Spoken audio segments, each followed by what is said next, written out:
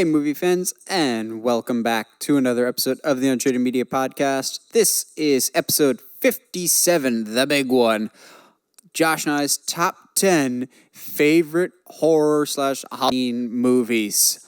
Josh, how are you doing tonight? I'm hanging, man. I'm chilling like a villain. Just so that you know, and all our listeners know, like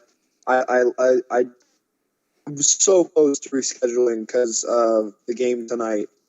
But Game 6 of the World Series for those uninitiated.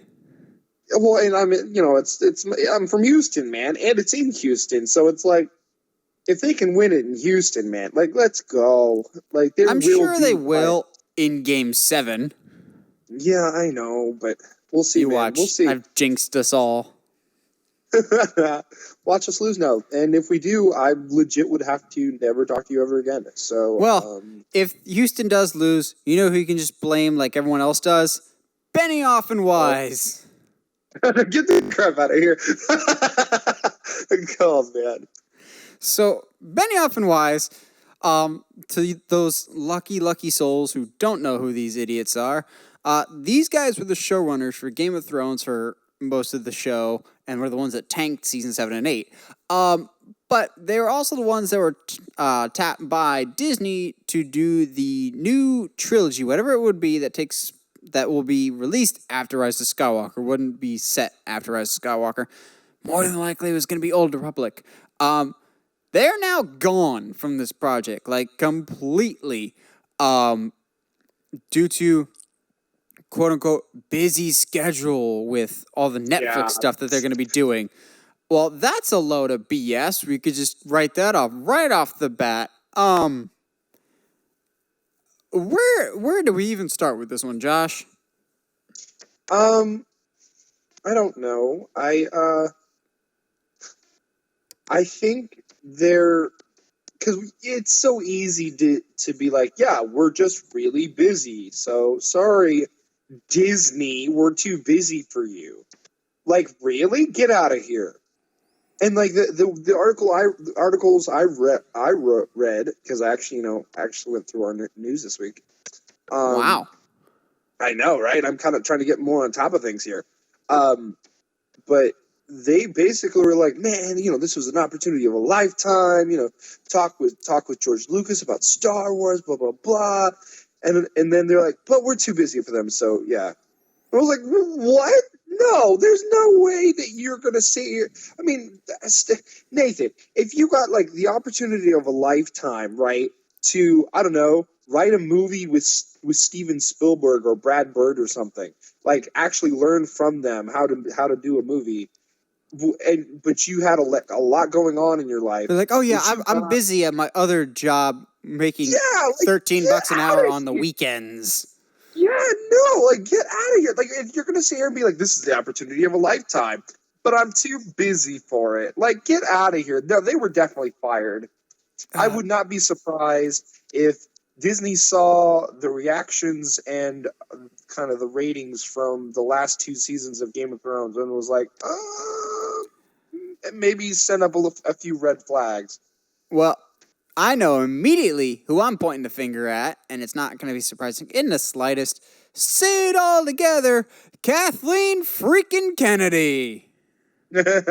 Mrs. Kennedy. Hey, don't you drag Mr. Kennedy into this. Okay, why am I pointing the finger at Mrs. Kennedy here?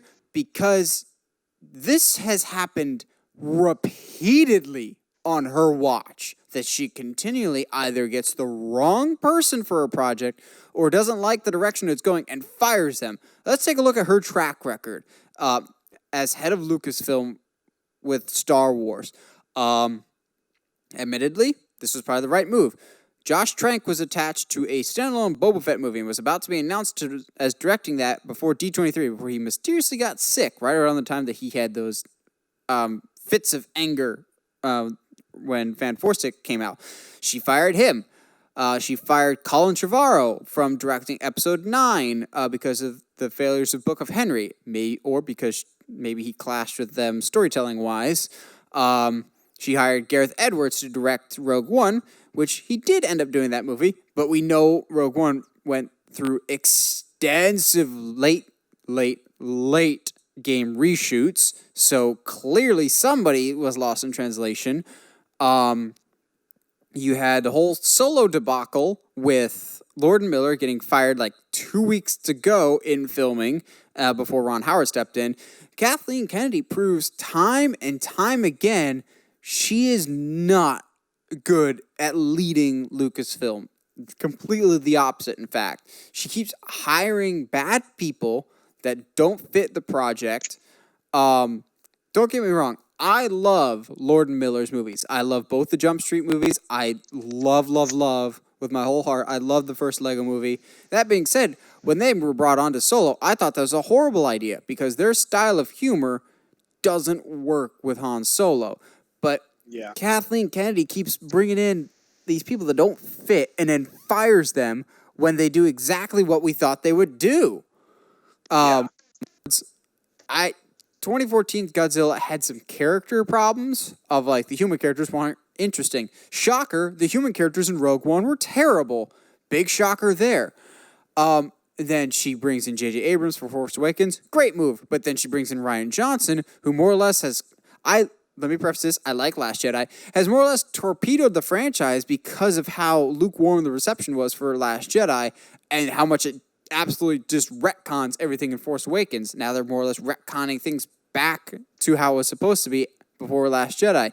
There's no form of cohesion or competency right now in Lucasfilm. Like, it's such an awkward position that they're in because on one side you've got Marvel, who, for all intents and purposes, is clicking on all cylinders. They are at the point now that almost all of their movies average about $1 billion and are pretty well received. I know you and I have our minor issues with Marvel, but by and large, they make good movies. Whereas Star Wars, yes, Star Wars fans can be annoying, but I think right now, it's like rooting for a bad sports team.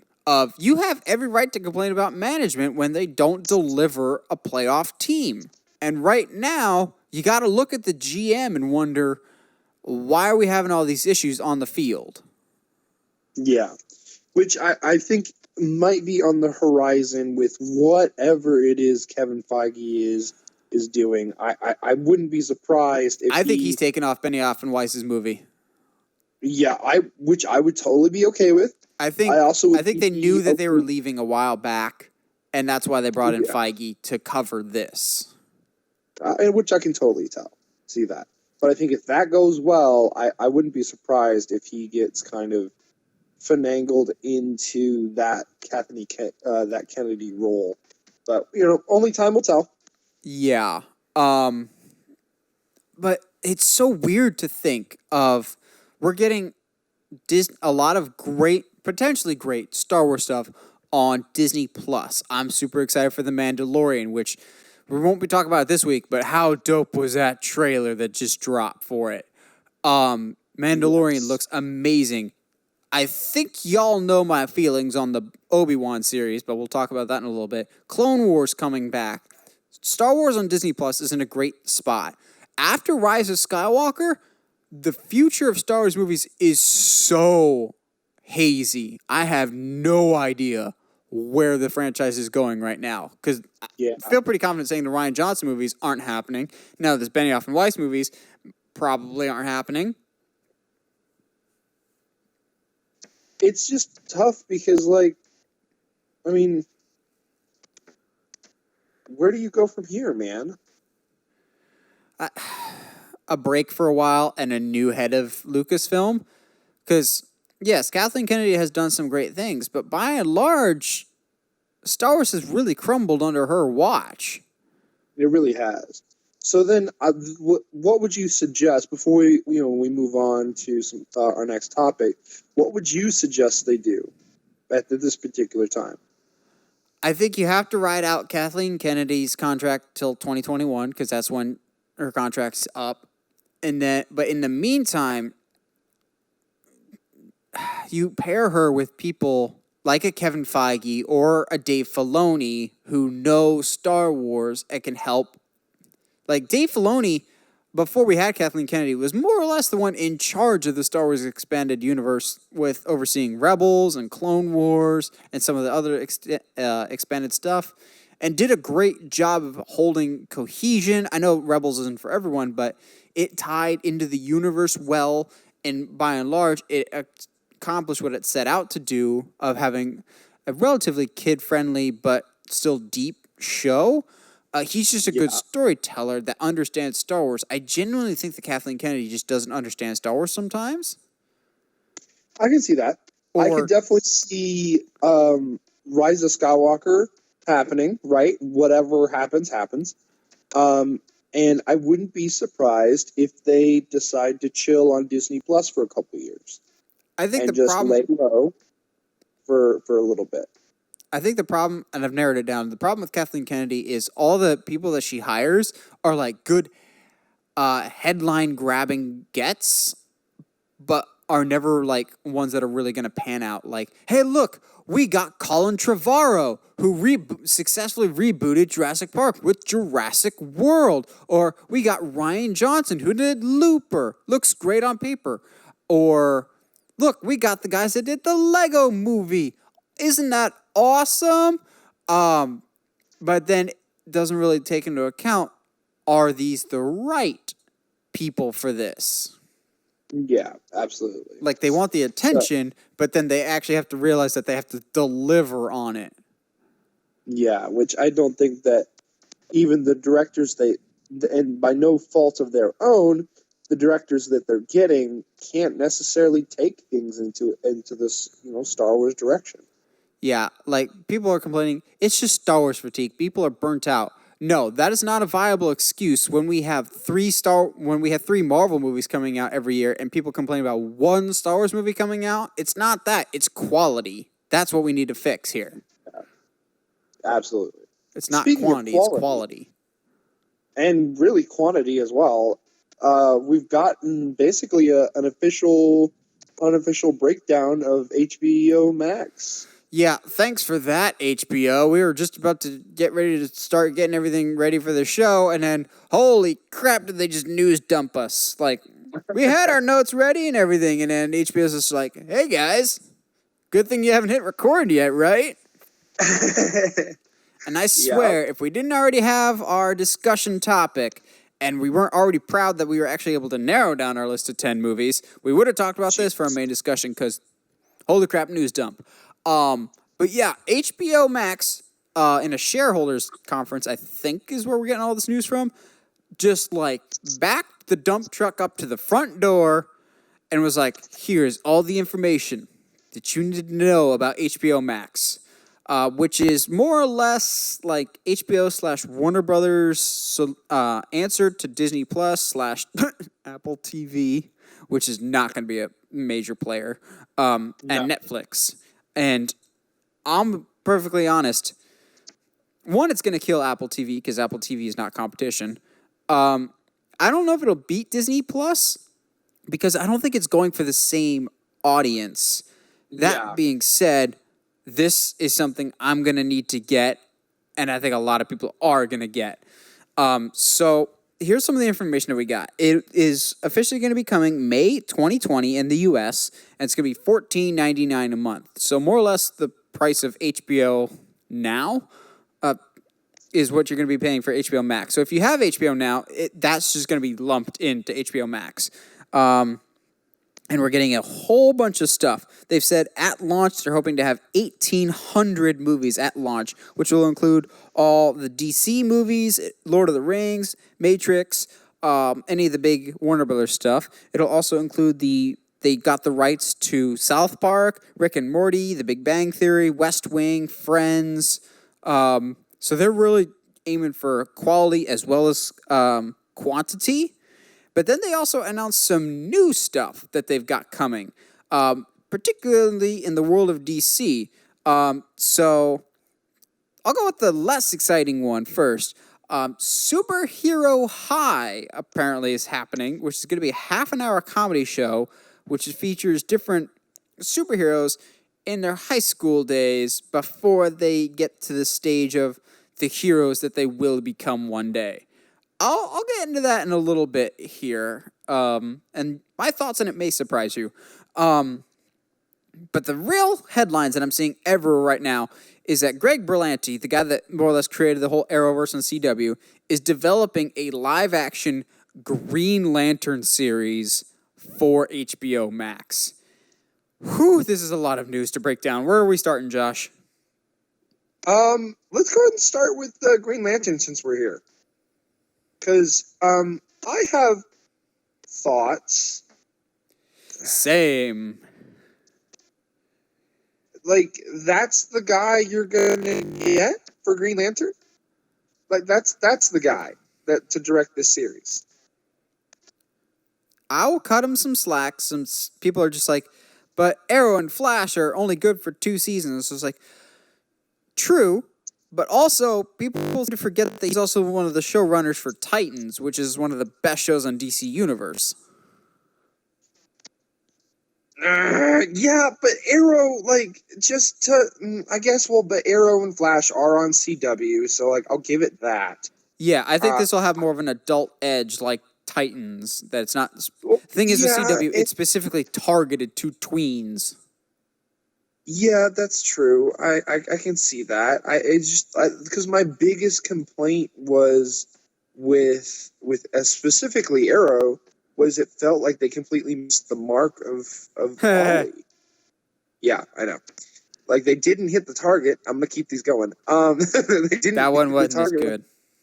Yeah, because it felt forced. But with Ollie, because they made him this dark, serious, like, brooding billionaire that was supposed to be like Batman, but it wasn't. So, like, yeah, I don't know. See, that's not my issue. My issue with literally all the CW shows is it starts off great of the main hero and a small core of people helping him out. But then by the time you get to like season 4 or 5, it's that hero is a side character in their own show because their entourage is so massive and it doesn't need to be. Yeah. Like Arrow, you've got Oliver, Felicity, Diggle, Laurel, Speedy, all these side characters that really have nothing to do with the show. Of just like, sorry, when I read Green Arrow comics, yes, he's got sidekicks, but it's mainly just Green Arrow or Flash. Flash does not need help. He doesn't need Caitlin or Cisco or Harrison Wells. Although I like those characters, the show gets so bogged down in way too many supporting crew members. Yeah. It becomes less about the Flash and more about the world that Flash lives in. Like, there's that often memed, and rightly so, scene from one of the most recent seasons of Flash where it has Iris just like, you're not the Flash. We're the Flash. I'm like, shut up. Yeah, like, go away. No one likes you, Iris. But I get your concern, and yeah, I think this more or less kind of puts a stake in a Green Lantern movie happening anytime soon. Yeah, I would agree. I can. I don't know. We'll see. I'm trying really hard to reserve any judgment. I'm not gonna lie though, it superhero high on the flip side, on paper sounds like a show that I should be shouting at clouds of how stupid and idiotic an idea that is. My first thought when I read that was, oh, there's a route that you can take that makes me interested. If this show is a superhero version of Ned's Declassified School Survival Guide. Ooh. Or even like Sky High. I would be really entertained if the main character that we focus on is like the only non-superpowered super in the whole show. So yes.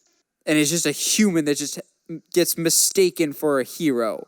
And so you'll have like Aquaman leading the swim team, Batman leading the chess team, and then just have an awkward guy that has no powers, that like his name or something got mixed up in the registration, and he's just like, I should be at another school, and he sees the school through a certain perspective. I think that could lend itself to a lot of great comedy. I would agree. So I mean, we shall see. It'll be interesting if they do like, hey, this is a high school for superheroes, and they kind of make it like a Looney Tunes kind of thing, where like where it kind of exists outside of the realm of everything that's happening. But I don't I'm know. so glad you said Looney Tunes. Oh, One thing that I forgot to jot down in the notes, but I did read in an article, with HBO Max, we will be getting a new kids animated Looney Tunes series, oh, yay! which we haven't actually had new Looney Tunes in forever. That is fair. That's because violence is not the answer. Anyway. Well, on the flip side of violence, you've got Sesame Street, which will have its entire run on HBO Max. Oh, dude. That's killer, though. That's awesome. That's the thing that Josh gets most excited for. You don't understand. Like, that's so cool. Like, Mr. Noodle. now, well, like, just think about it, though. Like, now you guys have, parents have access to this now. That's what I think why, like, things like this, like HBO Max, like Disney Plus are going to be so big, is because now, like, parents can control a little bit more what their kid watches. Now, you can, like, if you want your kid to watch the stuff that you watched when you were younger, that could totally be a feasible reality. Here, now kid, we're going to introduce you to Scooby-Doo on Zombie Island. Good luck. But yes, but you see my point at least. Of like, here's hey, witches. like, good luck. Just being able to, maybe if parents now will be, and to their credit, there's a lot of stuff back, that we watched as kids that was so much better than it is now for different reasons. But it just having access to this kind of content, it has never happened before, and that's awesome. It's super exciting. Yeah.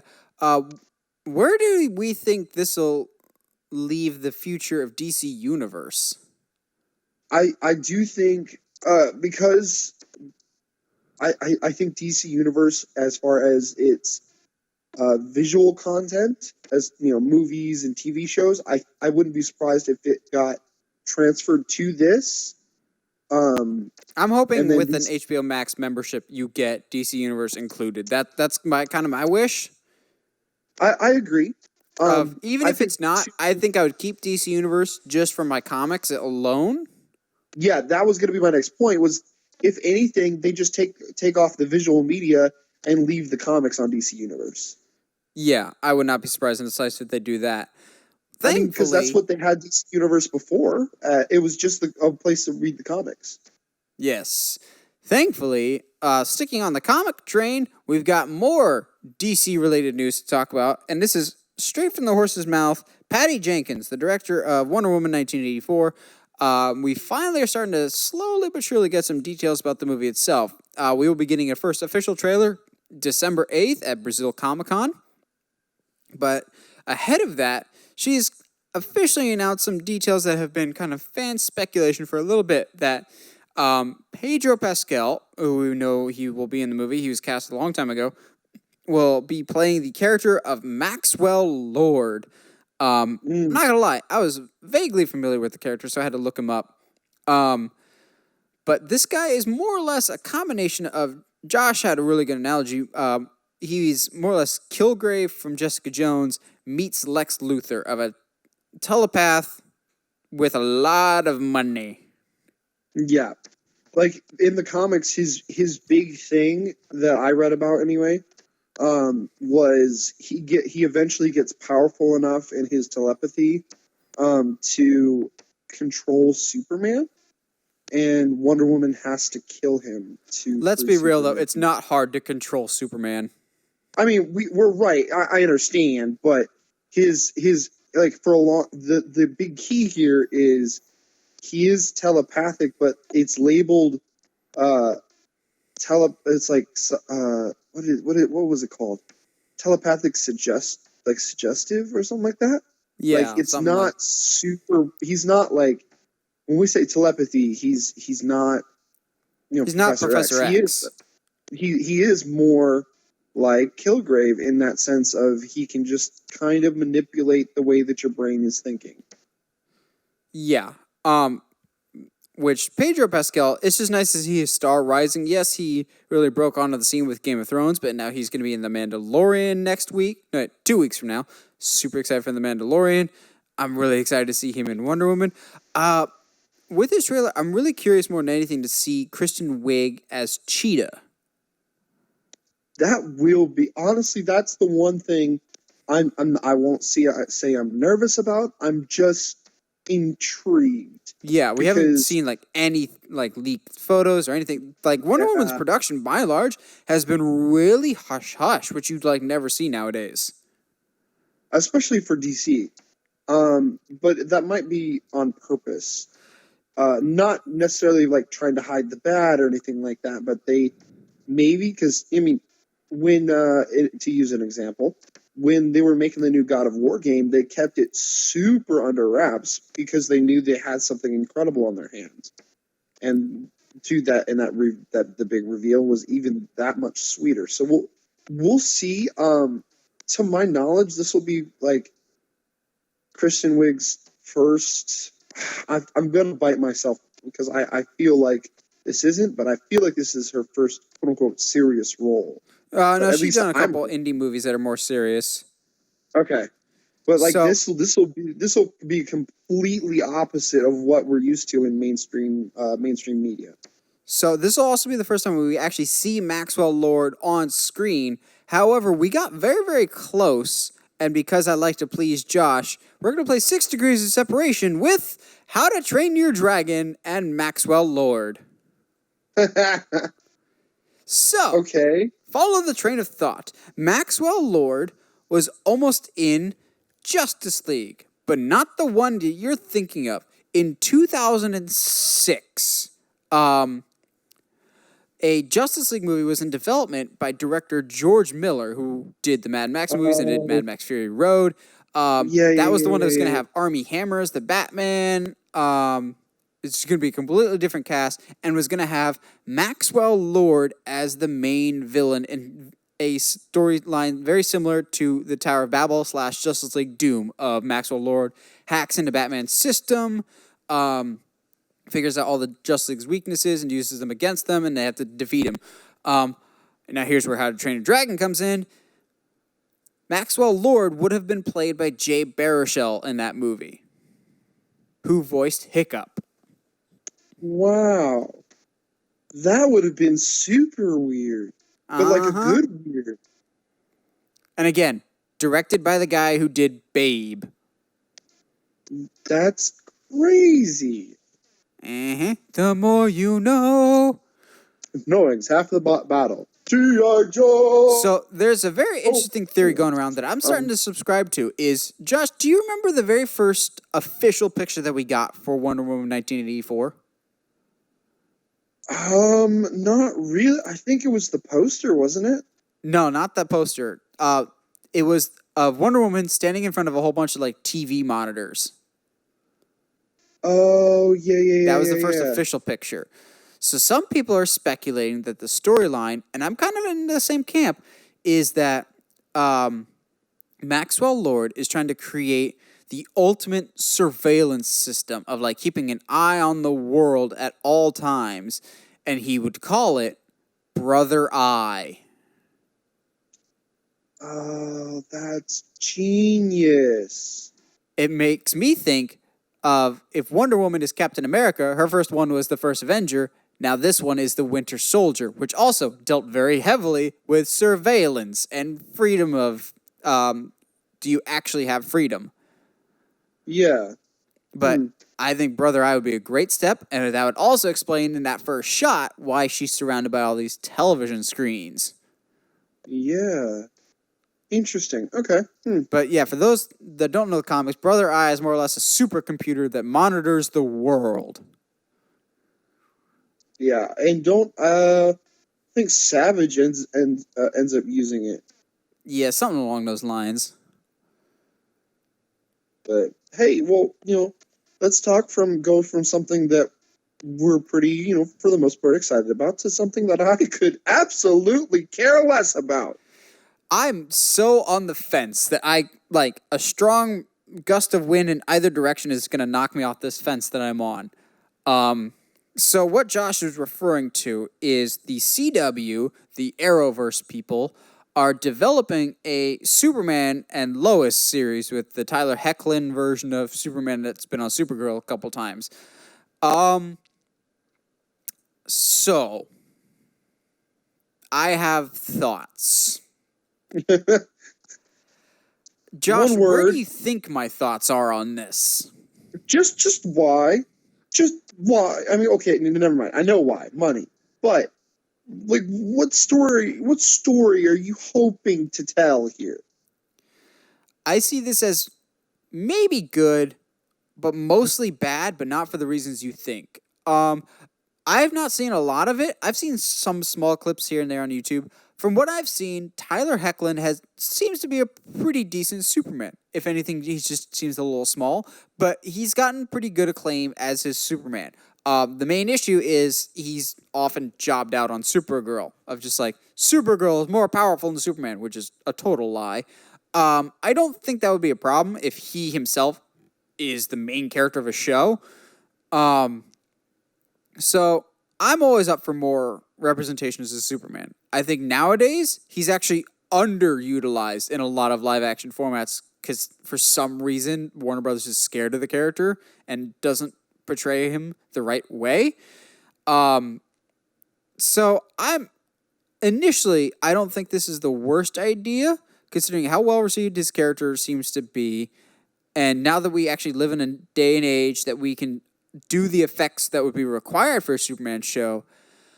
That being said, this makes me sad because this kind of seems like the final nail in the coffin that Warner Brothers has no plans for a Superman movie. I don't know. I don't know about that last part, but I think so because a lot of almost none of the Bat family was allowed to show up in any of the CW stuff because they're more important. We need to save them for the movies. Even in Batwoman, they don't really mention a lot of the rest of the Bat family. So the quote unquote main players get reserved for the movies. But I suppose the counter argument is we had Flash in TV show and then in Justice League, and that movie still isn't here. But this to me feels like, well, we don't really have plans for him for a movie, so let's give him a show. That'll work. Yeah, I don't know, man. I see this as more CW schlock, and I have not been, quiet or anything about how much I dislike the CW Arrowverse. Yes, it's cool, and yeah, we're getting to see characters on there that I don't think we would normally see. But it's because no one was asking for them. No one cares about the elongated man. Yeah, exactly. And to use King Shark in a throwaway episode, really, screw you. And CW clearly did not have the budget for King Shark. Exactly, and kind of half butting the death storyline and Godspeed and it's just, oh man, I don't know, dude. I think they need this Superman show to keep them going because their other ones are ending. We know Arrow's ending. If it's not dead already, Legends of Tomorrow is soon to follow. I would not be surprised if in the next 2 or 3 years, Flash ends as well. Yeah. Batgirl is not Batgirl. Batwoman is not taking off nearly as well as they were hoping. It's because nobody's watching. Oh, sorry. Nobody's watching CW anymore. It's true. I'll be watching the Crisis on Infinite Earth special, but but it's over dramatized superheroes, and we don't. It's already dramatic already. We don't need the extra stuff, dude.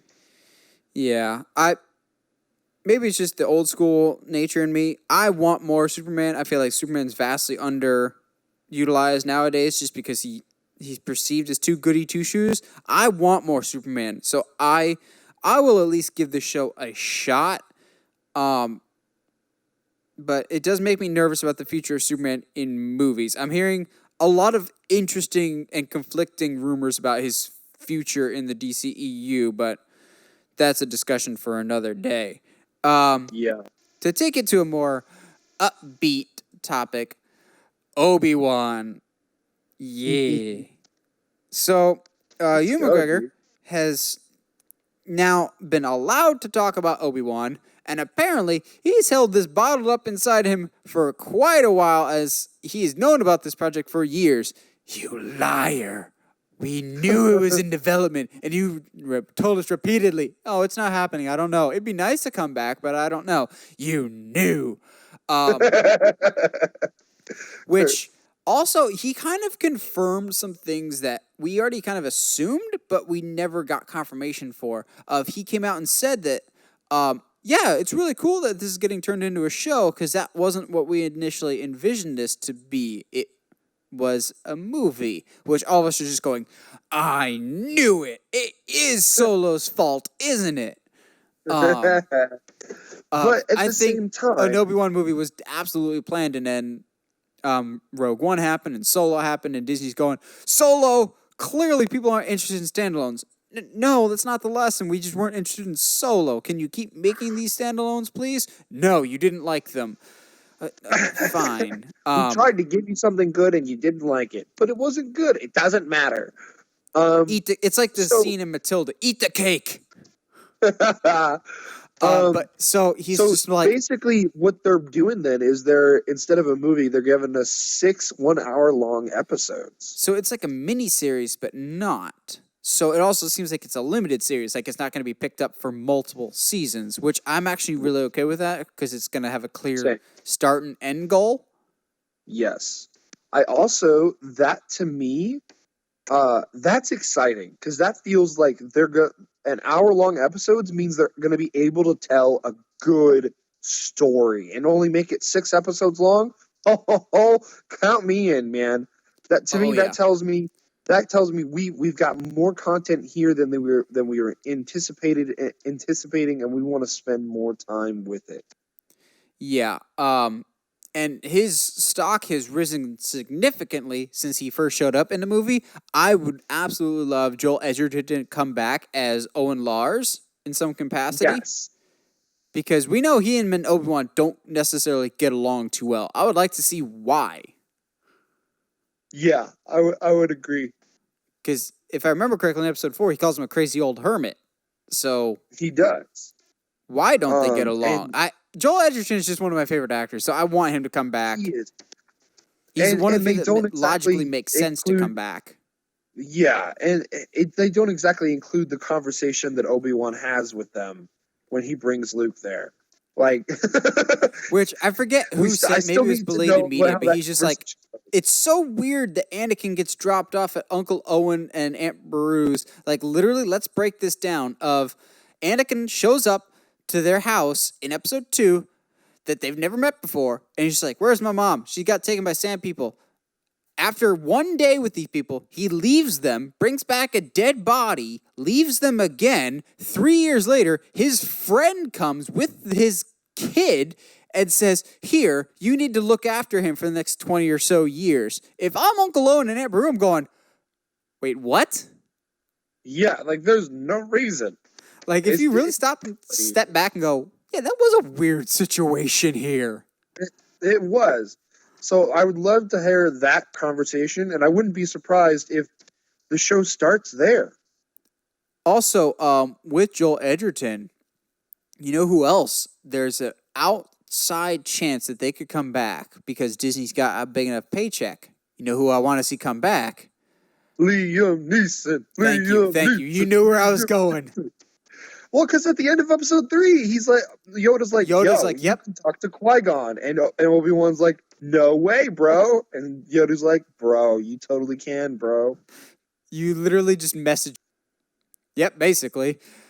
But yeah, if you can bring back Ghost Liam Neeson, I'm there in a heartbeat. Oh, dude. I'm so there. Especially if they do it to where, like Liam Neeson kind of follows him around. It's and like like the talks was to it Robot him. Chicken sketch where Ghost Jar Jar follows Darth Vader around.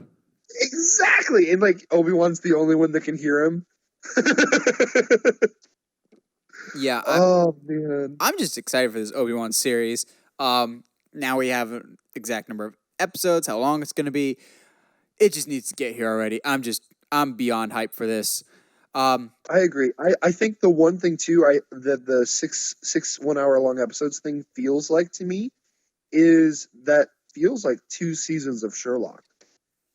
Yeah, that's basically the exact run length. No, Sherlock's an hour and a half Yeah, but per you episode. get my point of like it again. It feels like they were like, okay, cool. So a movie's not happening. That's okay. Let's turn this into a positive and take our time with our content. Then. Yeah, which is totally fine with me. So Yep. for our last news story of the day, we have an interesting one, but I can kind of see the logic behind it. So, the Pirates of the Caribbean franchise apparently is getting a reboot from the guy that did the HBO Chernobyl. Um, I, as someone that goes to the parks a lot, it's been very evident over the past year or two that Disney is trying to distance themselves from this current incarnation of Pirates of the Caribbean. And I think a big part of the reason why is the recent Johnny Depp kerfuffle of the Yes. he said, she said with Amber Heard and just the whole drama Yeah. surrounding him. I get why Disney as a company wants to distance themselves. Like, they remodeled the ride like maybe a decade or so to include the Pirates of the Caribbean people, and they're slowly but surely kind of reverting back to the ride it was before. I know I have not seen it, but I know Chernobyl got really rave reviews as a show. Josh, do you think it's pointless to reboot it too soon? What are you thinking about a Pirates of the Caribbean reboot? I I don't think pirates are in right now. As weird as it would be to say that, I don't think that there's a lot of demand for like pirate stuff. I guess you know what I mean. Like I just when I think of things that people would really want to see these days, I just don't think a Pirates of the Caribbean show is it. Yeah, and people will be like, you can't have Pirates of the Caribbean without Johnny Depp. I'm just like, you probably could, but you're right. I don't see kids clamoring to be wanting to be pirates. They all want to be Iron Man or Captain America or Ray. I don't see a lot of kids dressed up as pirates. That being said, I mean, if you do it well, a pirates movie could really, really work. But that first one was something really, really special. I actually even liked the fourth one. I really didn't mind the fourth one. Yeah, I agree. I think it's too soon for a reboot, honestly. I mean, because they just did another Pirates of the Caribbean movie. Like what was it? 3 years ago, something I like don't even that. think it was that long. But yeah, it's not that long ago Yeah, that it ended. It just seems very quick to reboot it. yeah, And I I get the agree. reason why, like, wanting to distance themselves, but it just seems like a very rapid turnaround. Yeah, no, I agree. This is I back. You got to think this is also back in the day when Disney thought they could turn anything, any ride into a movie, and it didn't pan out too well. Of Pirates, Haunted Mansion, Country Bears, Country Bears. which Country Bears is still pretty enjoyable, but Pirates was the only one that actually went anywhere. But it's not a trend that they do anymore. Disney doesn't. Well, that's not true. They're making Jungle Cruise, so. But that's my point though. Is I mean, why would anybody want to see pirates when you can see superheroes and like Star Wars and stuff like that? Like that doesn't seem even in the same realm like of something that somebody would want. Yeah, I don't know. Well, that'll about do it for news. Josh, you got a sponsor for us this week? My sponsor this week is DoorDash. When you're too lazy to leave your apartment, just DoorDash it. Sounds about right. All right. So this week, it's the end of the Halloween season. This is our final episode of the year in the horror/Halloween genre. So we thought we'd go out with a bang and cover our top 10 favorite horror / Halloween related movies. And I'll tell you, it was hard to narrow down this list. Oh, dude, it really was. I think I don't know how many you got to. I started with just naming all of my favorites, and I had to stop at 30. Yeah, I was just like, okay, look at the shelf. Yeah. Like it, don't love it. Yeah, okay. And then just like try and whittle down the list from there. So before we get into our top 10, rest in peace, the movies that didn't quite make the cut are honorable mentions. If I'm being honest with myself, a lot of the Halloween movies would be on my list, so I'm just going to kind of lump together the ones that just barely missed the cut because I didn't want my list to be completely overshadowed by Halloween movies. Halloween 2, 4, and H2O. I really enjoy all of those. Nice. Okay. Yeah, I mean, I can name a few of mine that I don't know. Yeah. On the runner-ups list, at least, like places like things like A Quiet Place is not. It's great, but it's not on my top 10. Split, As Above, So Below, Seven, The Crazies is one of my favorites. But that's one of the best remakes, honestly. It's one of them, yeah. Which another one of my honorable mentions is another great remake, the Evil Dead remake. Oh, yeah, especially with that knee scene. I hate you so much. Oh, man. But like even stuff like The Conjuring 1 and 2, because they're both fantastic. Or the first one is. Yeah, okay, yeah, well. And the second one, the magic number 2 for both Annabelle and Ouija. Yeah. And then like stuff like The Ring, Saw, Get Out is fantastic. Don't Breathe. There's the Strangers. The second incarnation is episode is pretty good. I have a soft spot for Mama. I don't know why, but because it's the same guy that did It. Also true. Did you ever see the Fright Night remake? I did not, with Colin Farrell. Yeah, I did not. And what's his name? It's the kid who was on Star Trek. Thomas, Anton Yelchin. Yeah, he's the main guy in it, and David Tennant makes an appearance too. It's a pretty good film. I enjoyed it a lot, but like Oculus and even stuff like Babadook and Hush. And I do have Jason Babadook as one of my honorable mentions as well. Yeah.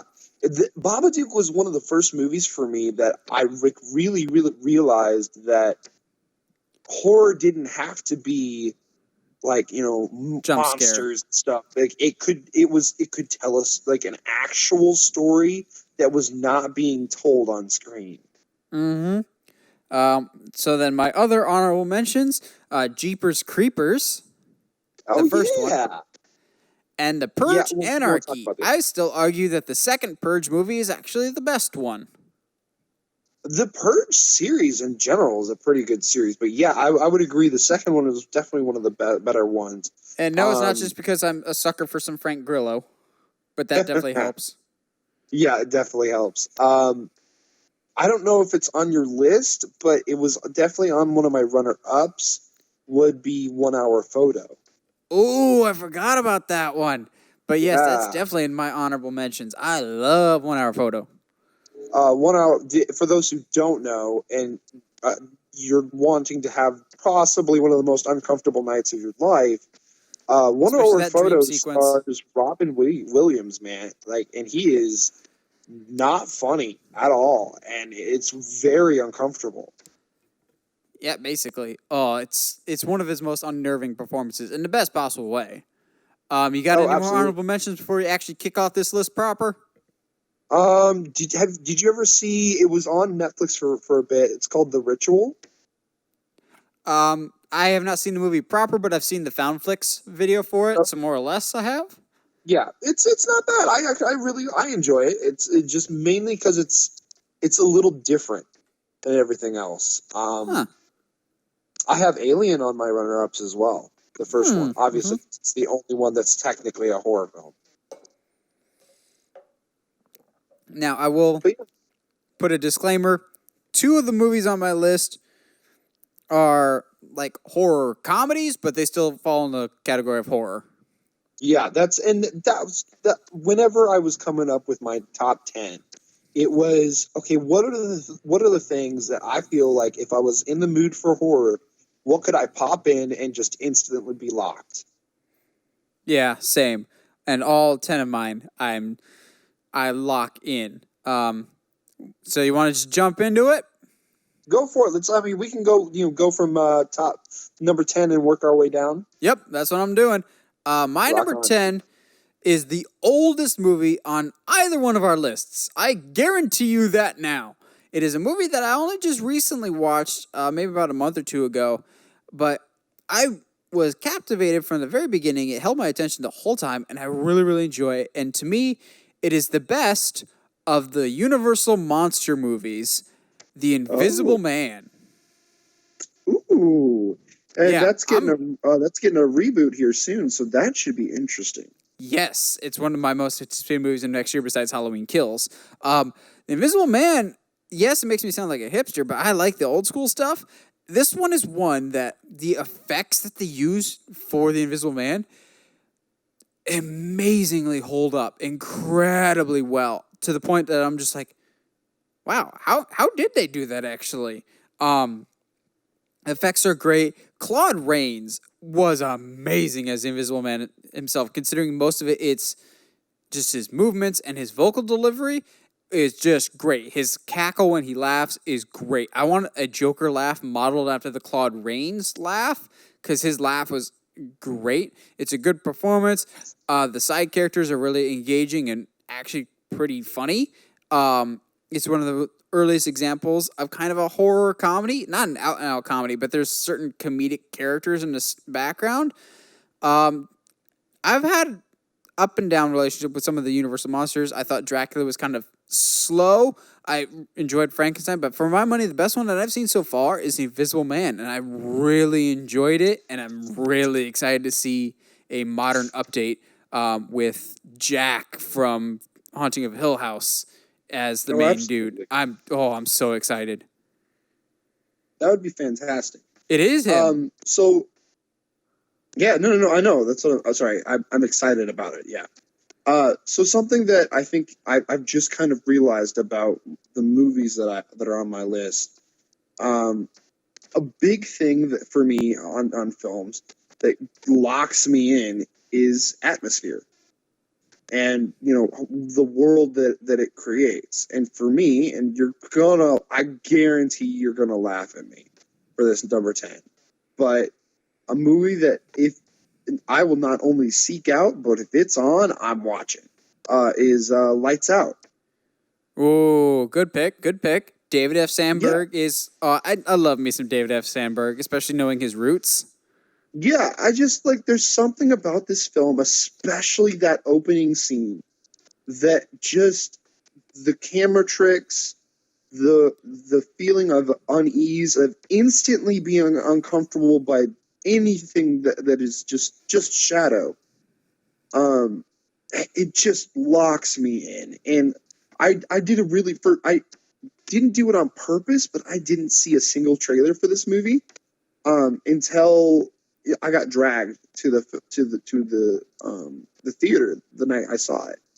Like my girlfriend at the time was like, "Hey, it's Tuesday. It's $5 movie day. We're going." I was like, "Okay, cool. What are we seeing? Lights Out. All right, cool. Whatever. I don't know what this is, but we're gonna watch it."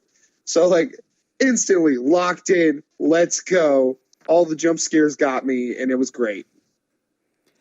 I think for me personally, I was just like kind of gliding along with Lights Out. I was just like, it's a David F. Sandberg movie. I like him. Shazam's great. I like his movies. I wasn't like super scared until there's a scene where the kid is sitting in the doorway talking to his mom, and all of a sudden these fingers and hand peek out from the top of the mom's door frame. Yes, And I genuinely think that I screamed when I was watching with Heather. It's like, dude. nope, nope, nope, nope, nope, nope, nope. Because it's like it's not your typical type of scare because it's just Yeah, something static and something slowly enters it as opposed to loud and abrasively screaming at you. It was something subtle that's just like, oh, no. You close that door. Yeah. Well, and like this, the realization of how attached it was to the mom too was really got me. Like, oh man, like there's only one way this is gonna end, and it's not gonna be fun. Yeah, I think my issue kind of with the movie is towards the end. I thought it was kind of an odd ending for what they do to get rid of the monster, and I think that's something that kind of prevents it from being higher up on my list. But I do enjoy Lights Out as well. It's not on my top 10, but I do very much enjoy Lights Out. I have yet to see a bad David F. Sandberg movie. If you feel like you can't stomach the whole movie, make sure to check out the short film that it's based off of on YouTube, actually, directed by the same guy. Yeah, it's always good. Look up stuff about David F. Sandberg. He's got a really cool story.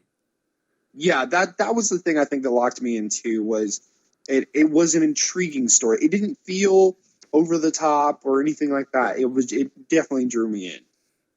Nice. Well, what's your number 9 next? My number 9 is the first Strangers movie, because jeez, it is easily one of the most terrifying movies I've ever seen. I am man enough to admit I own The Strangers, but it is the only movie that I cannot watch by myself with the lights off. Oh, dude. And if you are home alone, do not watch The Strangers. Oh, yeah. Just because, like, it does it in the movie, like, when they're the main characters are screaming and whatnot, and bad stuff is happening. They're like, "Why are you doing this?" And because you were home. Yeah, like, oh, no, wait, no. But yeah, like you notice every sound in your house from that point on. Oh, dude, yeah. And I mean, do give credit to the second one. The second one does a decent job of it as well, but they couldn't quite recreate the magic that was this film. It's just because it only happens in one house. It's that slow cinematography too. Like I know it was in the trailers and all the marketing, but that terrifying shot of Liv Tyler walking from the kitchen to the living room, and in the background you just see the dude slowly enter the frame with no music or anything. Yes. Well, and that was the thing too with this film is there's not. I was gonna say there's not a lot of jump scares, but now I'm thinking about it. But still, what builds the tension in the movie is you see these people far before the main characters do. Yeah, it also just makes me paranoid, making me feel like people are watching me from that point on. I'm just like, are there people watching me that I will never notice? Yeah, exactly. Like, geez, man, what are other things that I don't notice? Like, it really makes you think. Mm-hmm. And like, I think one of my favorite things about the film, and this will come up later again, is that the bad guys win. Like, there's nothing we can do about it because these guys, and any good serial killer movie too will say it. If they're that good, they don't get caught, and they never will. Well, that actually transitions me perfectly to my number 9. You talk about bad guys winning in the end. On the complete other side of The Strangers, we've got one that the bad guys absolutely win, Cabin in the Woods. Oh, man. See, not just the bad guys win, the dark underworld wins and destroys the earth. Spoiler alert. Yeah, like, man. I was wondering how long it was going to take for us to get to Cabin in the Woods. Yeah, Cabin in the Woods it's a love letter to horror fans by a horror fan, basically. It really is. These teenagers go up to the cabin in the woods before Chris Hemsworth got famous, actually. He filmed this movie, but it didn't come out until after Thor. But you know the story. Teenagers go up to a cabin in the woods and things start going bad. But you really don't know the story. And it's very evident that Joss Whedon wrote the script for this because it just is. it's hard to describe, but it's clearly written by Whedon. Yeah, it clearly is. But it's also directed really, really well by Drew Goddard. It's one of the few times that like all the main leads are pretty likable. Like Chris Hemsworth's character as the actually intelligent jock is pretty entertaining. But let's be real, the real hero of the movie is Marty the Stoner. Oh, absolutely. I'm not gonna lie. Spoiler alert, he doesn't die, well, until the very, very, very, very, very end of the movie when everyone else does. When I remember watching in the dorm with Cody, Chaz, and I think Alex, when they say over the intercom, wait, one of them's still alive, all of us is just going like, wait, who? Because everyone's dead. And then he shows up and saves the girl. We're like, we all actually cheered out loud for the return of one of the best characters. Yeah, boy. And unfortunately, I haven't really seen that actor in a whole lot of other stuff, but it's Cabin in the Woods is just so meta, and I enjoy how different it is. It's like the less successful, but still just equally meta and entertaining version of Scream. Yes. Like, it's aware of what it is, and it's aware you know what it is. And it doesn't try to be anything else. Nope, not at all. And it's super entertaining. Absolutely. So let's kick it up a notch. What you got for number 8? Something completely different than Cabin in the Woods. It was one of your honorable mentions that I'm disappointed it made it only to your honorable mentions. My number 8 stars not one, but 2 future superheroes in Nightwing and Nebula. Oculus. I love this movie so much. And let's be fair, at the time of recording, Brenton Thwaites has not become Nightwing yet, but it's coming, dang it. You really want it to happen, don't you? He's already confirmed in interviews that it happens this season. We've already seen the set pictures. If it's not this week's episode, it's next week's. Mark my words. But he plays the brother of Karen Gillan's character, who is more or less the museum curator, who the two of them had a childhood trauma relating to this mirror. So Karen Gillan finally gets her hands on this mirror again, and she's devised this plan to not only destroy the mirror, but prove its evil power that it truly has. And this mirror is one of the most powerful and evil antagonists in any horror movie you've ever seen. It plays... Oh, dude, and it doesn't even... do anything necessarily. Yeah, it's just mind games, and it's for those of you who haven't seen it, it's 2 separate storylines from the past and the present that converge excellently into each other. It should come as no surprise that this movie is directed by Mike Flanagan, who, spoiler alert, this is not the last time this man shows up on my list, because I love me some Mike Flanagan movies. But the way he balances the past and the present works incredibly well. The performances are excellent. For those who are squeamish, let's just say you always want to make sure you know the difference between an apple and a light bulb. Oh, geez, stop. that scene every single time. It gets me. And honestly, it's... A lot of the stuff in the honorable mention list it was I need everybody to know, and I think Nathan knows this too. It was actually way harder to make this list than I think I was anticipating. It wasn't as hard as I was expecting, just because I have certain ones that I love more than others. But fair. Oculus is absolutely one of those. Yeah, I think that it's numbers 8 through 10. Were the toughest, just because it was I had a good chunk. Yeah, you had to figure out what made certain movies better to you.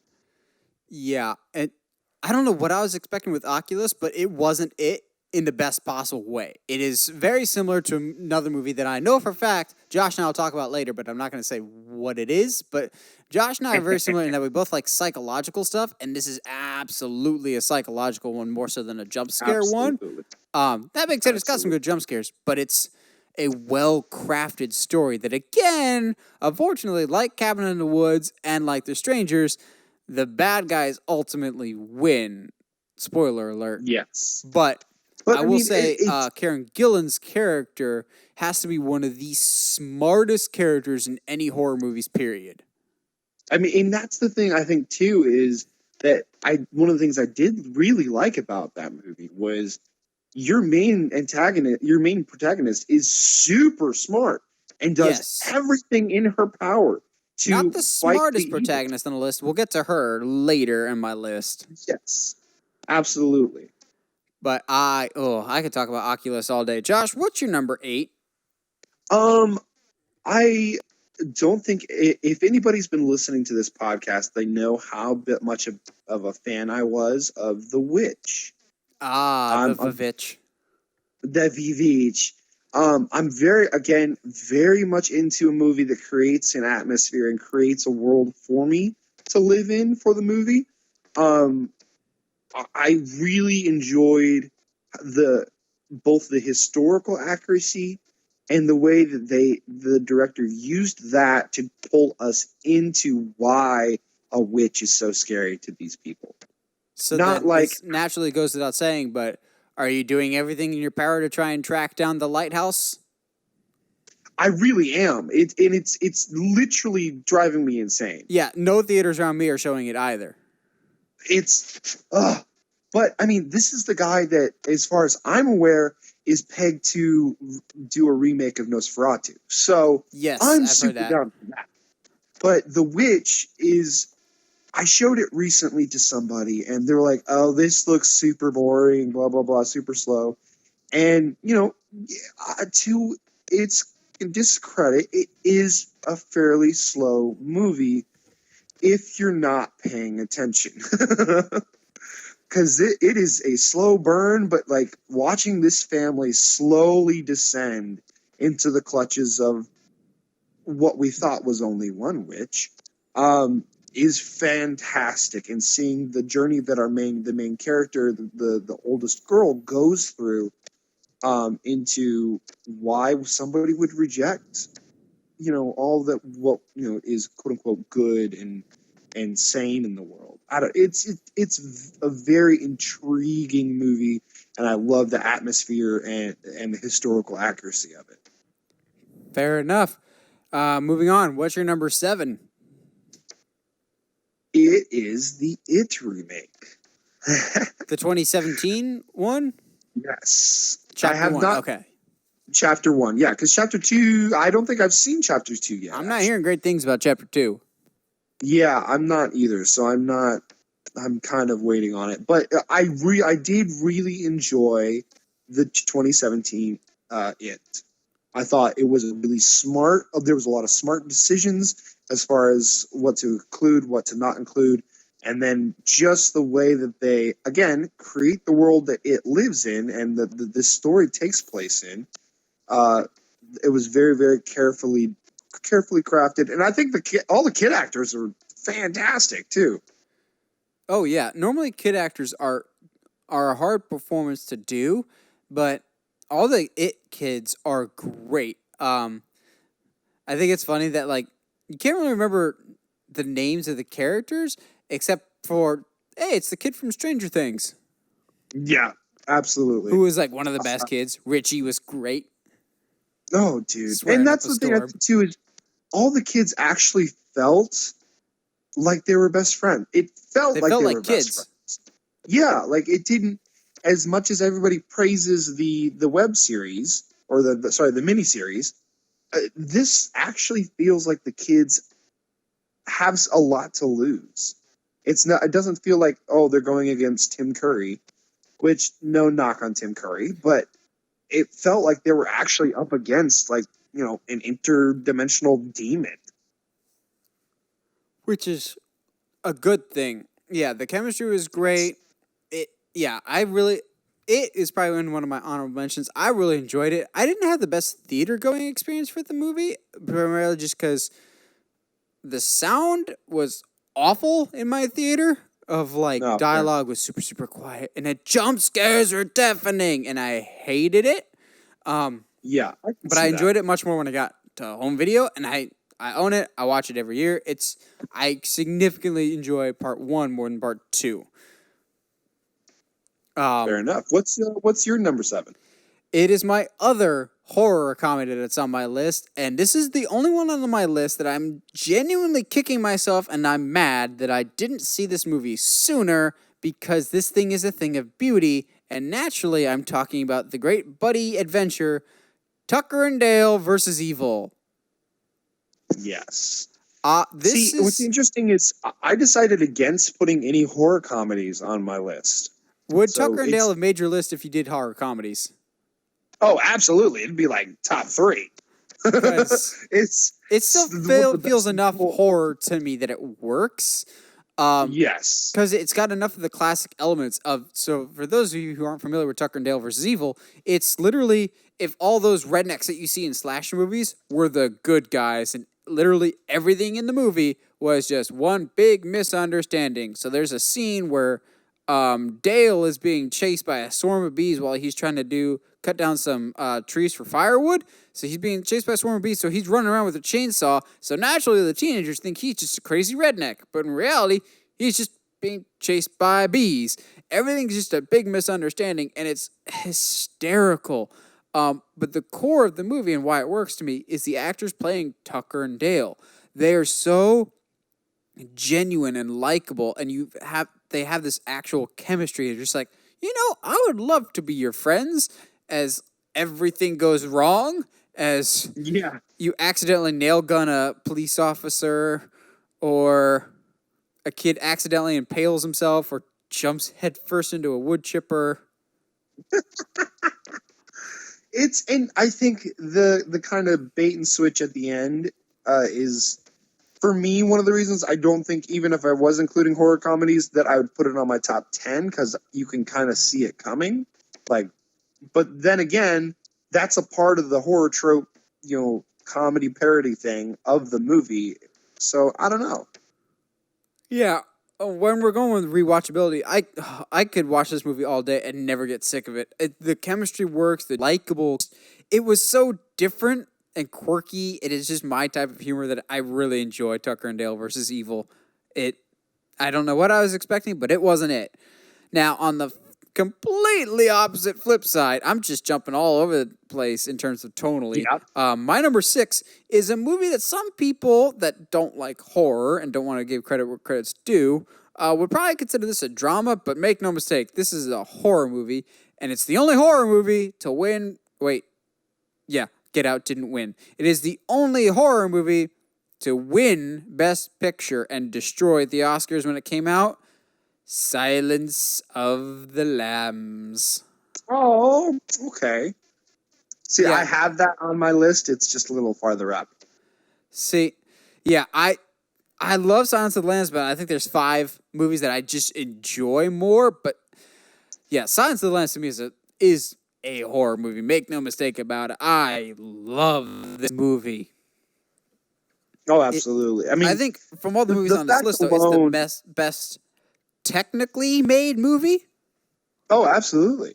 Like, the cinematography is the best. The acting is the best. The acting is easily the best. I mean, the fact that Anthony Hopkins got an Oscar for only like 15 minutes of screen time, bro. Like, what? Get out of here. But in the process, becoming one of the most iconic bad guys of all time. And he's not even the main villain. It's a very, very well done movie. And in a sense, again, the bad guys kind of win. Kind of. But at least with this one, unlike some other movies on our list, there's hope for the hero. Like, the hero wins, too. Yeah. The bad guy... Only because there's multiple bad guys. Yes. I still would hope one day, I think it'd be awesome if we had a Silence of the Lambs style superhero movie of, like, Joker is the Hannibal Lecter character that has to help Batman find someone worse. Yes, I agree. But yeah, I love me some Silence of the Lambs. Anyway. So that's my number 6. Josh, what's your number 6? So I feel like you might actually laugh at me on this one.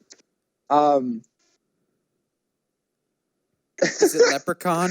It's the Blair Witch remake. No, I know you like that one. I know you do. I know you knew that. I just need everybody to know that I wanted nothing to do with this film. I did not care for the Blair Witch franchise, nor did I know much about it before, but it was one of those things like, I don't like found footage films. I think they're stupid and a terrible way to tell a story. But this movie got me so well. Oh my goodness. I was invested from the beginning, and then as soon as like the weird stuff starts happening, oh man, this is one of the few ones on this list that I actually went into theaters multiple times and saw it. Huh. Like, dude, I Still don't know haven't seen why it, I love actually. this. Really? You really should. Well, nowadays it's actually kind of hard to find it. Which is really weird because I thought it did fairly well. I didn't think so. I don't know. Not like I don't the know original. anything anymore. Let's be real here. No, yeah, but the original did well because it was something completely different. I don't know. Well, the original did well because it had one of, if not the greatest marketing campaign ever made. Also true. Before the internet. Like, that movie could not be made nowadays with the rise of the internet. Would have just squashed it really quick. The thing for me about this movie was you don't get to see the witch, but you get to see the witch kind of thing. Much like in Strangers, where you can kind of see stuff in the background, and the movie itself kind of will play games with you, like as far as the background goes. Like you might have seen something back there, but you're not sure. Like Haunting of Hill House? Exactly like Haunting of Hill House. There's a few scenes at the end, heading towards the end of the film, when they're getting closer and closer to the witch's house. There's several times that, like, I've gone back and rewatched it, and like when I thought I saw something in the background, I'm like, oh man, I'm gonna have to go back and watch. And I go back and watch, and I didn't see something. I was like, but then what was back there that I saw? Like, it really messes with your brain sometimes. Huh. Well, anyway, I really liked it, but yeah, that's why these are personal lists. Oh yeah. Moving on. What is your number 5? And number 5 was actually one I texted you about because I couldn't remember the name of it. Which one? You keep texting me once because your brain doesn't work. I know. I'm like, I know what movie I'm thinking of. It's called Life. It's the not quite Venom prequel. Yeah. But like, even if it was Venom, I'd be super down. So we always joke about this being a Venom prequel because it's literally just a black alien goo that's discovered in space that infects the hosts. It does. And like, and it's super smart, and like, just the problem solving that happens in this film, and the just being afraid of something that is just a little black goo, and that's it. The movie works its tension very well. I mean, it helps that it's in space, but then they double up the ante and be like, hey man, we can't let this thing get onto Earth because bad things will happen. Yeah, plus the cast is fantastic. Huh? The cast is just fantastic. Oh yeah. It's what? Ryan Reynolds, Jake Gyllenhaal. Yeah. A lot of others, I don't necessarily... I know that they're in other things, but I can't remember them. Like their names and stuff. But really, it's a very well-acted movie. It does have a certain, like, Alien vibe, like the movie. Alien, it has that kind of vibe to it. And maybe that's why it didn't click with me as much. I don't enjoy sci-fi horror as much. Like, Alien has never clicked with me. I remember watching in college, and one of my buddies, Michael, who we've had on, I don't know if we've had him on the show, but I hope to get him around Star Wars time. He's just like, oh, Alien's so scary, man. It's one of my favorites. And I watched him just like, really? This is scary to you? All right. Yeah. Uh, Yeah. Moment of truth time. I like Alien versus Predator more than Alien. Okay. I don't know why. Maybe it's All right. because I saw that first, but I can see that. but also I'm not scared by Alien versus Predator. To me, that's an action movie, not a horror movie. Also true. Maybe that's why I can feel enjoy that it. too. But yeah, sci-fi horror doesn't really do it for me. I don't know. And that's fine. Unless it's Jason X. and really, Honorable mention to Jason X. Yeah, exactly. Like Jason, but see, Jason X is good for different reasons. It's good because at its core, it's not dumb. a good movie. Now, on the flip side, my number 5 is I think it's like 10 or 11 years old now, but it is the quintessential Halloween the Holiday movie of like, I've yet to see a movie that more perfectly encapsulates all the core essence of Halloween, right down to its color scheme in every single shot. Trick or Treat. I don't think I've actually seen Trick or Treat. Really?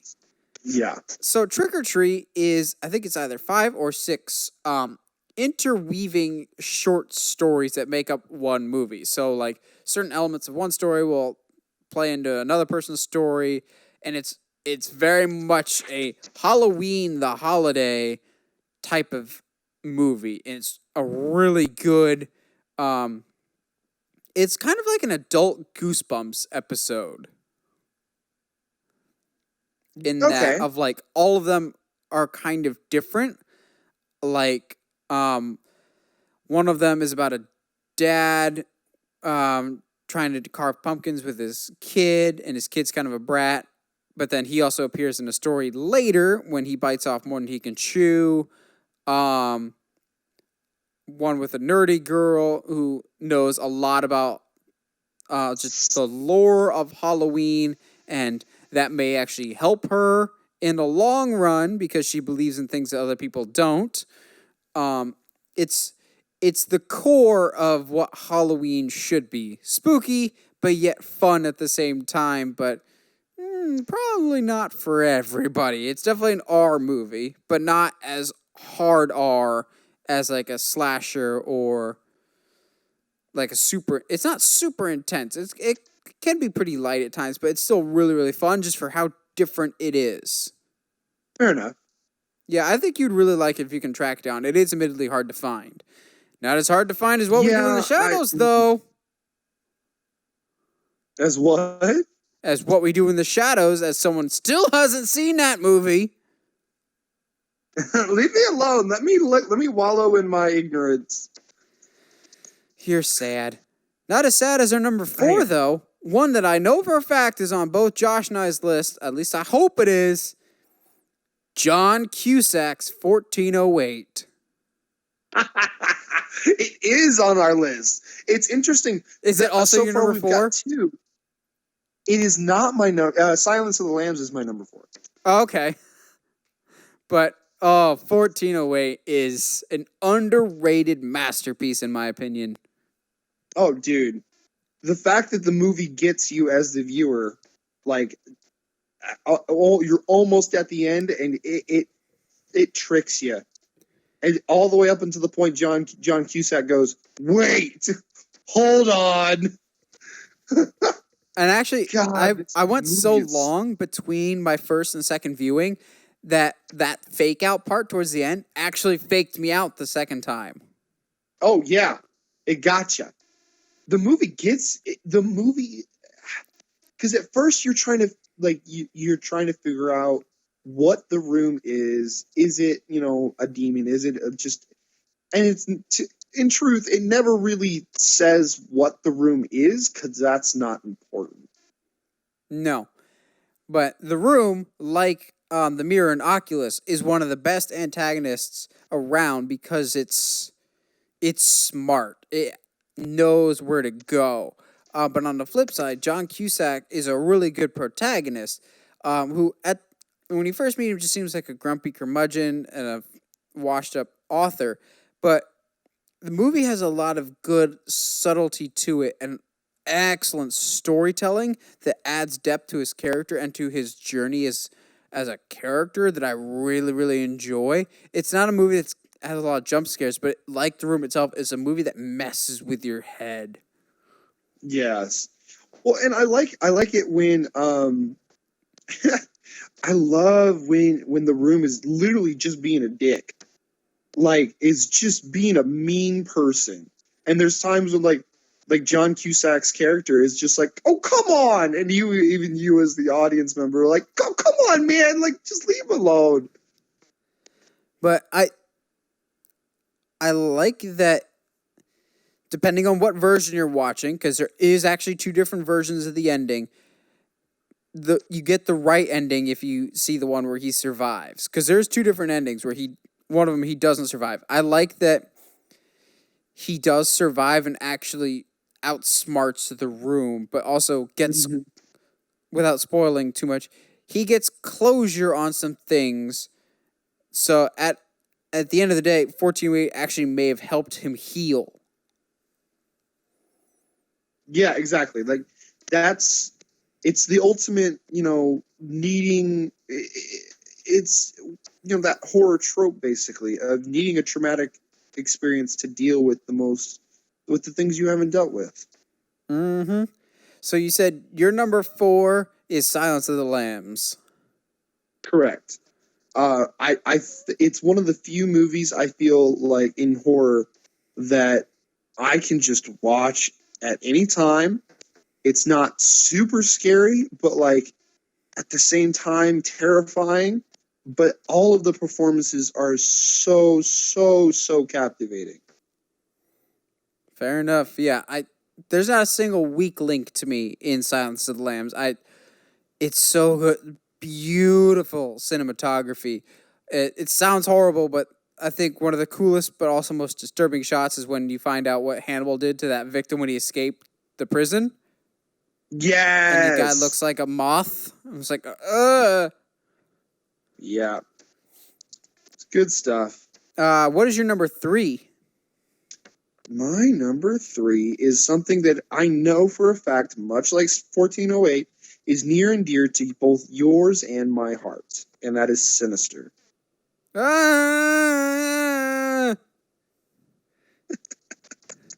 are you giving me the flashbacks, man? Because I love you, Nathan. Was it you or Neslo that was the wimp and freaked out? Neslo hit me and freaked me out. He hit me, like, it was during one of the night scenes, and he hit me during the scene, and I freaked out and punched him as hard. Wailed on him. He was like, you didn't need to do that. I was like, and you didn't need to scare the crap out of me. So you get what you deserve here. But this movie, and I've seen some people talk all kinds of trash about it. Yeah, I don't get the hate for this movie.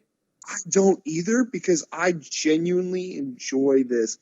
Again, back to the atmosphere it creates. The fact that as soon as it's nighttime, you get We're holding nervous. Our breath. Yeah, as soon as that sun sets, everybody is just holding your breath because you don't know what's about to happen. Because I remember watching that with you guys. Oh my gosh, that was nerve-wracking. It really was. And I don't know if the love I have for this movie is simply because the first time I watched it was in that dorm room, like packed. There's no reason we should have had like 10 plus people packed into that room, but that's what we did. Oh no, a lot of my some of my favorite horror movies are ones that I have good memories associated with, especially my number 1, but we'll get to that later. Yeah, but Sinister is one of those. To me, it's genuinely terrifying. I think the acting is all pretty spot on. The main, villain isn't too over the top. At no point do I feel like, oh, okay, this is where we're gonna go. All right, whatever. To me, the story makes sense. As soon as they move houses at the end, I knew exactly what was about to happen. But I was like, no, you can't do this.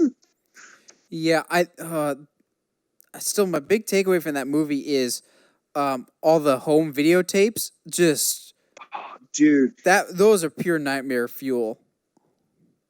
The Like the one that still lawnmower gets one, me. still to this day. I've like gone Yeah. back and it doesn't actually show anything, but the stuff that's implied, I remember all of us just like, okay, we may have to watch something else. Yeah, like that was for all of us. I think that was a tough one. Like all of us are leaving the dorm room that night, just like, hey, you need one of us to walk you back. It's like you guys gonna be good tonight? Yeah, I remember we're gonna be good. I remember Alex and I were just like, yeah, I think we're gonna be up for a little bit. Yep. Yeah, it's fantastic, and I love the way that it builds, and I think it's a very smart movie, but the sequel doesn't do anything for me, but yeah. Yeah, the sequel's terrible, but I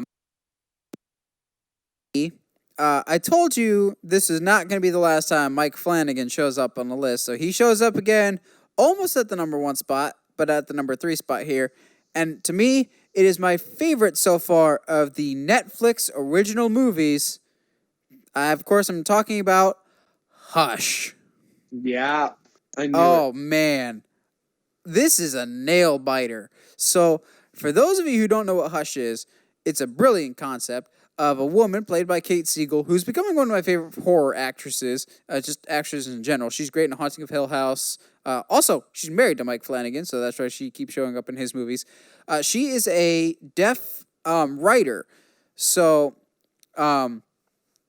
basically, this killer is more or less traumatizing her and just antagonizing her, trying to kill her, but she can't hear. So there's times that the killer will be like right behind her, but she can't hear him. And so they use a lot of good horror movies rely on sound, and this one is no exception. But I talked about in Oculus how Karen Gillan's character is one of the smartest characters in horror. I will actually say Kate Siegel's character in Hush is one of, if not the smartest characters I've ever seen, not just in a horror movie, but just in a movie period. She's one of the smartest protagonists I've ever seen. There'll be times that she goes through various like dreamlike scenarios of just like, if I do this, no, I can't do that because he'll catch up to me and kill me. What if I do this? Nope, I'm not fast enough in my current state to do that. How do I do this? Well, I use this, this, and this. Like, you follow her process. You enter her brain. How she ultimately saves the day is also really, really cool because of it. Let's just say, without spoiling it, only she could have gotten away with what she did. Yeah. But also, upon a rewatch, so there's a thing called Chekhov's gun, where there's a gun under the table, and at some point, it's got to go off. There's an excellent Chekhov's gun that's set up in the movie that I didn't even notice until like my second or third time watching it. Without giving too much away, but the weapon that she ultimately defeats the killer with is actually set up like in the first 2 minutes. Yeah, I think I remember with us talking about this. I love this movie. The sound design is excellent. The performances are great, considering it's more or less a 2-person cast, the killer and Kate Siegel. I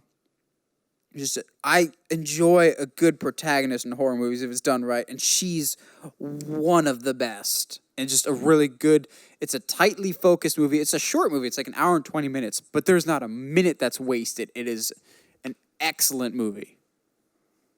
Oh, I don't disagree. And I think I've only seen it once, and so maybe that's affecting my decision on having it not even on my list. But it is a fantastic movie nonetheless. Now, my number 2 is the only other movie that I could think of besides Hush that has even better sound design. And it's, in case you haven't figured it out by now because of how much Josh and I talk about it, it was the best movie of 2018, A Quiet Place. Oh, absolutely. I could talk all day about the beautiful masterpiece that John Krasinski made. I cannot recommend this movie to enough people. Even if you're like, I'm not a big horror fan. No, you need to see this movie because this is not a quote-unquote horror movie. This is a movie about family more than anything else. And I love this movie so much. It is so good. And how it didn't get nominated or didn't win for best sound design and sound editing still annoys the crap out of me. I agree, but I mean it's a fantastic movie. I think I got more attached to other films, and I don't know. It's like I said, like I maybe was it was very my passionate experience because about a lot of movies. Maybe it was not the experience because Heather and I saw it in theaters and we walked out of it just going, that was amazing. And then she and I, both of us actually together shot our review for it, and we both just walked away completely blown away. And Fair enough. I'm man enough to admit every single time I watch it, man tears come down for I love you. I have always loved you. Okay. No, I mean that gets me every time, but I didn't see it until it came out on DVD. Ah, okay. So you're a heathen. So I am a heathen, but then again, nobody should be surprised by that. It's very hard for me to get to the theater these days. It's true. So, but yeah, my number 2 is 1408. Okay, there it is. I was just like, it's got to be somewhere on his list. Yeah, no, yeah, it's easily one of my favorites. And we know your number 1 is going to be the original Friday the 13th. I would obviously, say it's not just one of my favorite. Obviously, I would dare say that 1408 is not just one of my favorite horror films. I would dare say it's one of my favorite films of all time. Like easy top 10. Oh, I wouldn't doubt that at all. I know how much you like that one. Yeah, I think it's a very, very smart movie and does everything it tries to do. It does very, very well. And don't let the cover deceive you. Samuel Jackson doesn't do anything in this film. Yeah, it is weird cover art considering he's barely in the movie. Yeah, besides he's the not really beginning and the part where he's randomly in a fridge. Yep. All right, your time has come. What is your number 1 favorite horror movie of all time? I talk about this movie a lot, so and I recommend it to everybody. It's not on Netflix anymore, so good luck finding it. The Girl in the Photographs. Oh, I don't think you've ever mentioned this movie on this show. Yeah, I've mentioned it before. I don't think so. I guarantee I have. It is maybe I've been dropped on my head films. Too. Yeah, I mean, it's shaped a certain way for a reason. Jeez, I'm sorry. That was really mean. But no, yeah, it sticks to our kind of the theme that you and I have been building here of atmosphere, of sound design, of good characters doing everything right, but it doesn't matter. The movie's about this main girl, and she just moved to town or what? No, she lived in this town all her life, whatever. And she's thinking about leaving. It's not necessarily about her, but she starts photographs of beaten and raped women. Like Polaroids start showing up, like at her work, at her home, on her car, all this stuff, and it's always different girls.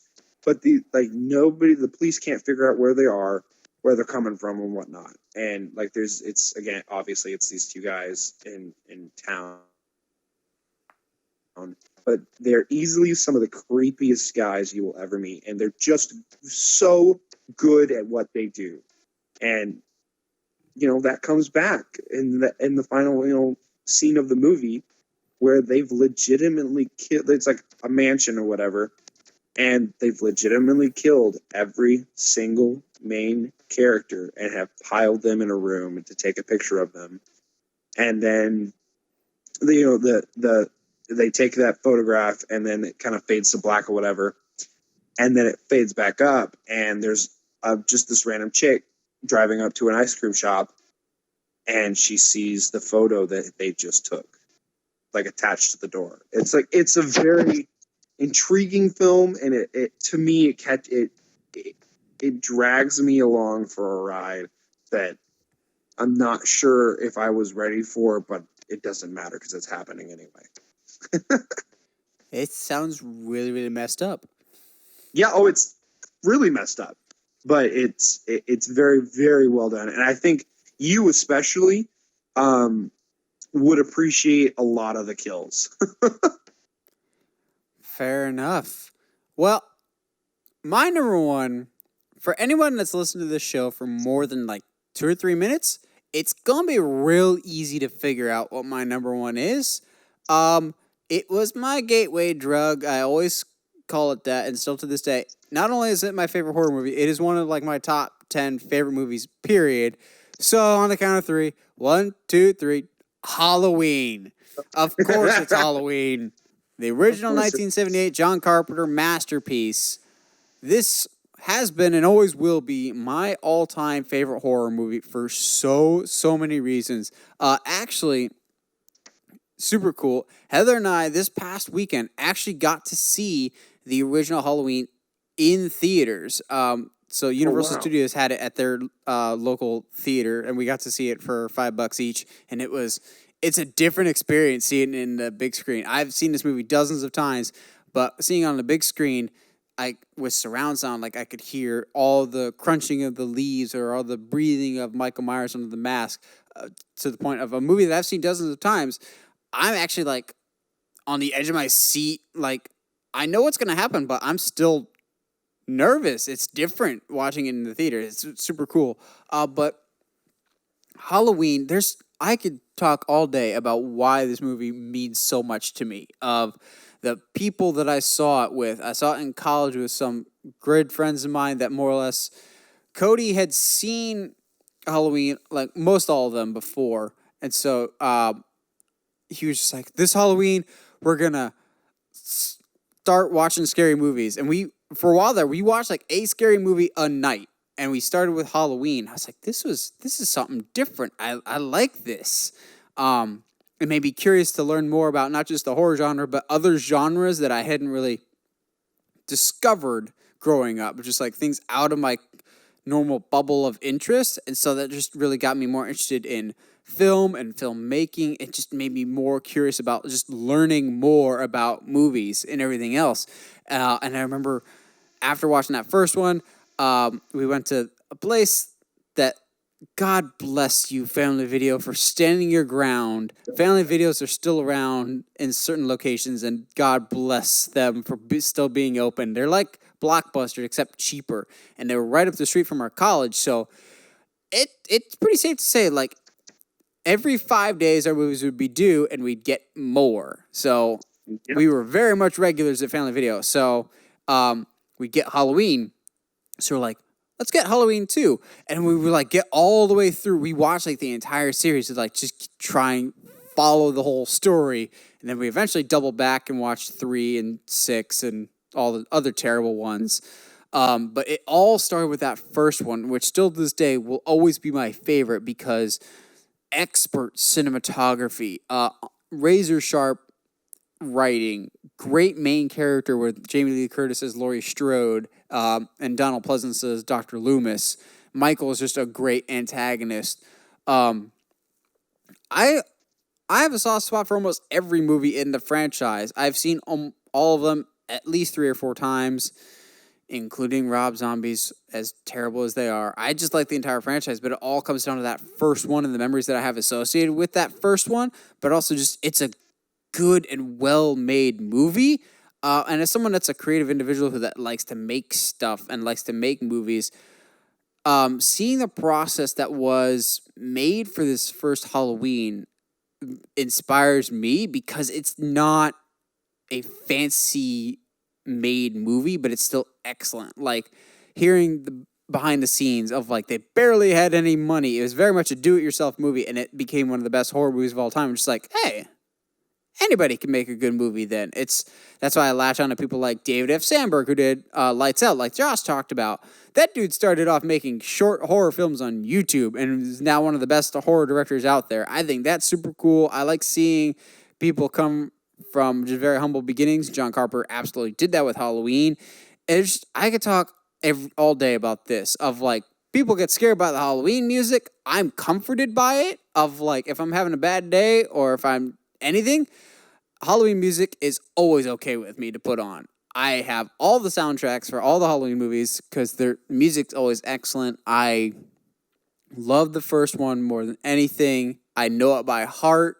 For my birthday this year, I got a lot of Halloween merch. In fact, I was wearing my Michael Myers socks yesterday. It was great. Actually, Josh won't get the reference because he still hasn't seen Halloween 3, but Heather got me a great silver shamrock shirt, which is awesome. I just love the franchise. It all comes back to that first one, though. It got me to think differently about film, and that's how you know a movie succeeded, if it got you to think, but think differently than you were thinking before. Because I didn't grow up with horror, but now I can't see my life without it. Yeah, no, I'd agree, and I think I definitely think you love the series more than I do. But at the same time, I love the series more than anybody else that I know. I have an unhealthy love of it. Fair enough. At the same time, though, it is my favorite slasher. Like it's to me no question that the Halloween series is a slasher way above, Scream, Friday the 13th, and even Nightmare on Elm Street. It does things that those just can't do. Yeah, have good protagonists. What? No. Well, no, Sydney's pretty good in Scream. I like her. Yeah. But, yeah, I will always love the first Halloween. I'll love almost all the movies in the franchise, but especially that first one. It's what all good horror movies should aspire to be. Well, that's it. That's our big top 10 favorite horror movies. What are some of yours? Let us know in the comments below. We love hearing from you guys.